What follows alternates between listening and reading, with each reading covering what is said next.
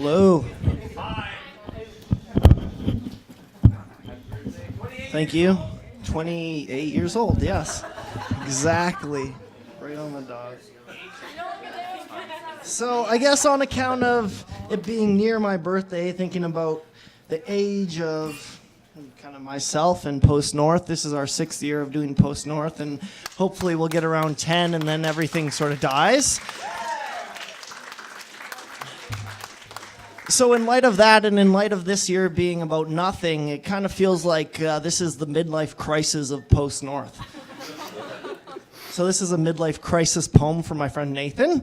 It's called 77 Coupe de Ville. Panoramic windows and a floating metal hull, all fueled up with nowhere to go and no headlights to go with.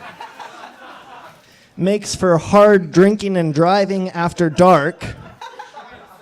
And the highway lines alone won't carry you through to the end of night. He got a DUI, that's why it's funny.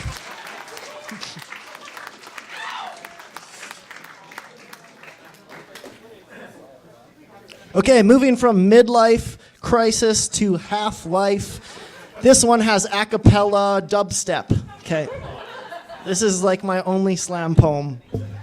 I could read it like this. I won't.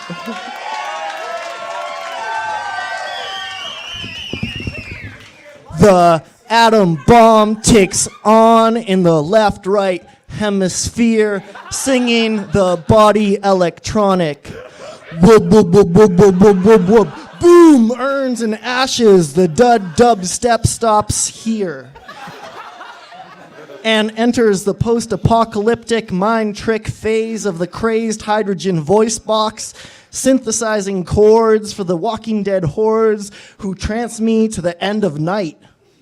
Through love enriched with uranium, depleted MDMA to the cranium, and delirious drum circle explosions, an orgiastic state of bliss that nevertheless lacks the eloquence of the surrealists. The half-life of the party diminishes in its returns when the bomb owns its way to a nonviolent clause. It migrates its way down to a spinal tap tumor, Kenway, and gets down.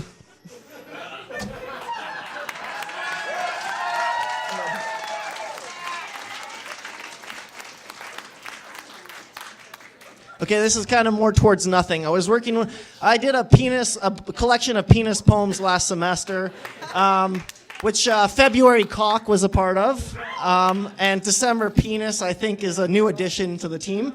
Yeah, so this year I decided to go with holes as a theme.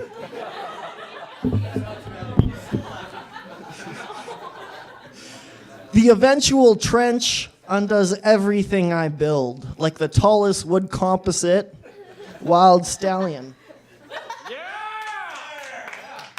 Wild Stallions! Greg's our leader.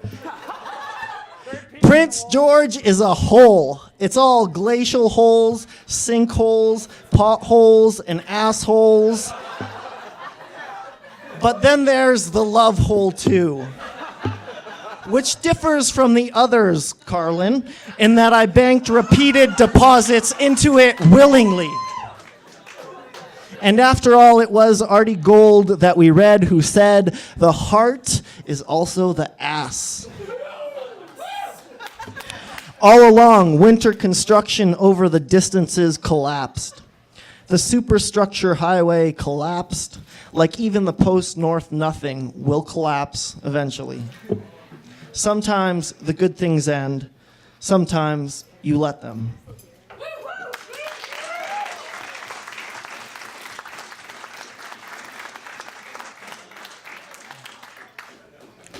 That was my quintessential ex-girlfriend poem. And this is my moving on poem and letting things go. It's called The Salt Flats.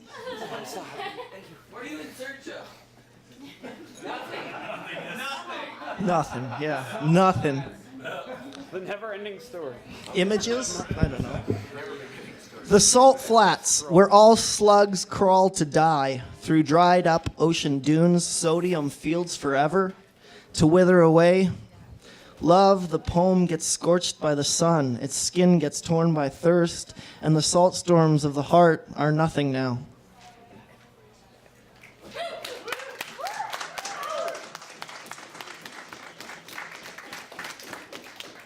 I got 2 poems left. They're more summary poems since it's shitty as hell outside right now. It's awful. And it's also a transition from salt to drought. And it's a poem from my dad, whose garden I fucked up this summer when he left, and he left me in charge of it.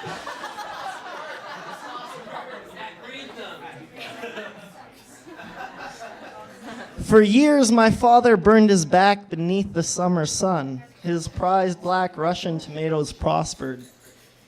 Now as plants creep up toward a cloudless sky like brittle skeletons, they cry, "Save us."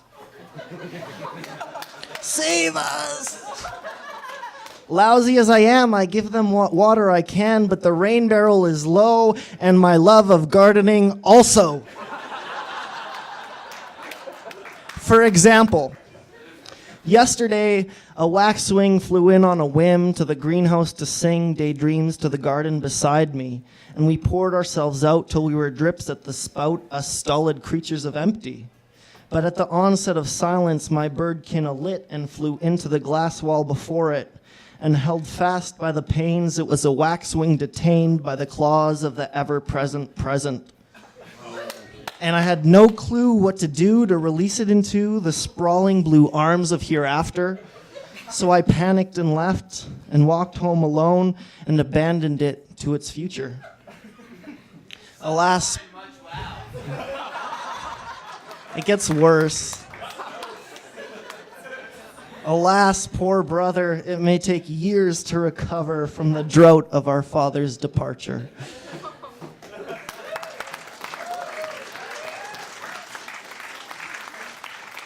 That was summary, but kind of sad. And this one's... Don't do that. Are you from Canada? It's a good guess. Okay, this one's called The Bull of Wall Street. It's a summer poem. I went to Spain a couple summers ago, and I wanted to go see the bullfights just to be able to see them. I know if you think they're cruel or whatever, but... I'll explain my position, maybe. Vegans? Slow down. Missionary. It's actually, yeah, totally Hemingway. I wish. Yeah. Do it 5 words or less. Last one. I can't. It was a stormy night. In Barcelona, I went to La Plaza de Toros de las Arenas, but the bullfights were banned and the ring had been renovated into a shopping mall. That's for real. I'm not kidding, it was awful. The Catalan culture purged of tragedy by animal activists while the bulls of Wall Street run free through the city. For progress, for progress. The matador exposes himself to death, body before bull, before a charging crowd with only his wits to choreograph the last-minute exit. Alternatively, butchering a bunch of poems on stage is less heroic.